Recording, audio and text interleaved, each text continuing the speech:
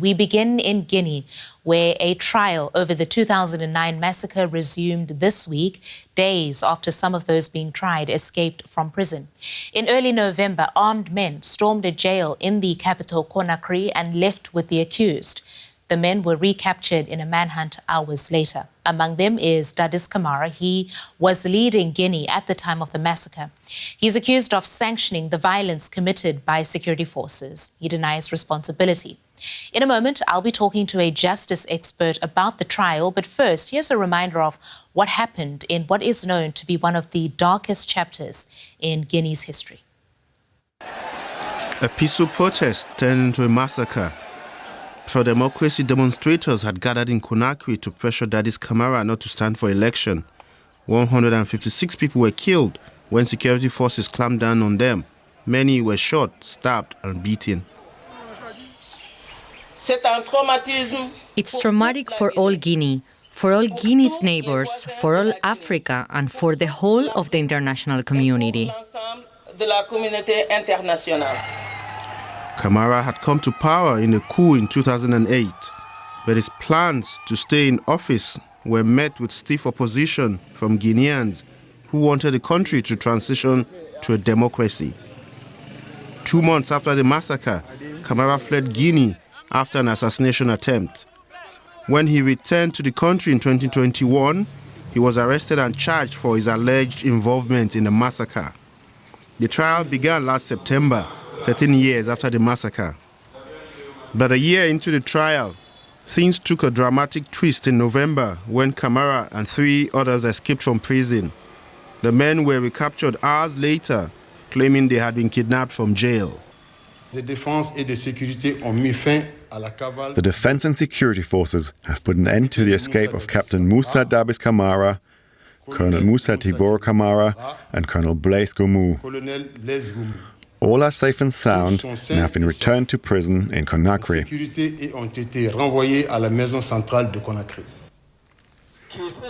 The men are now back on trial. And to get some more insight into the trial and its significance, we have invited Tamara Aburamandan onto the program. She specializes in international justice at Human Rights Watch, and she joins me from Tunis. It's good to have you on the program. Tamara, please start by telling us about the investigations that Human Rights Watch did on the 2009 massacre in Guinea. What were the conclusions? Hi, and thank you for having me. Our investigation at Human Rights Watch indicated that the killings, rapes, and other abuses on and after September 28 of 2009 rise to the level of crimes against humanity. This means that the abuses were not the action of a group of rogue, undisciplined soldiers, but rather suggests that the crimes were premeditated and organized. This has been supported by the absence of any apparent provocation by the demonstrators who were protesting peacefully, in combination with the organized manner in which the security forces carried out the attack, the failure to use non-lethal means of crowd dispersal, and the presence of officials, including a minister, tasked with security responsibilities. An international commission of inquiry has reached similar conclusions. And let's now come to the trial that has now resumed. You've been following it. Can you bring us up to speed on what's emerged so far? Yes, the 2009 Guinea massacre trial was opened 13 years after the massacre was committed. The trial looks into the criminal responsibility of 11 accused men, among them former government ministers and a former president, for the 2009 Guinea Security Forces massacre of more than 150 peaceful demonstrators and rapes of scores of women in stadium in Conakry, the capital. Since the trial's opening, we have observed that each of the 11 accused men and more than 50 victims have been heard before the court. Survivors of rape and sexual violence are among those who have testified, mostly in closed sessions. And I would like to share here the statement of one victim of sexual violence, Fatoumata Bari, who opted to testify publicly, saying, She was doing that to share with the world and her nation the horrors that she and hundreds others experienced on September 28. Victims of other abuses, including shooting, torture, beating, assaults, and mistreatment, have testified publicly.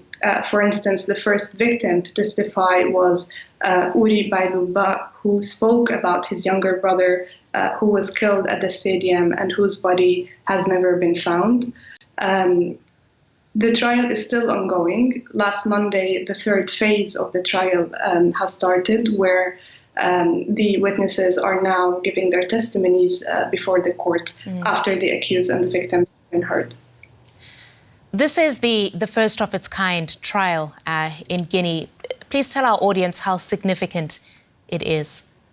It is important here to understand that the 2009 Stadium Massacre in Guinea is one of the country's worst and most brutal episodes of abuse. Guinean victims have repeatedly called for holding the attackers to account and revealing the truth about the events that took place. The trial is a landmark justice effort, not only for the victims of the massacre, but for the country, for the whole country. We know that the trial has been broadcast live, where Guineans have been following the trial closely, debating, the ongoings of the trial.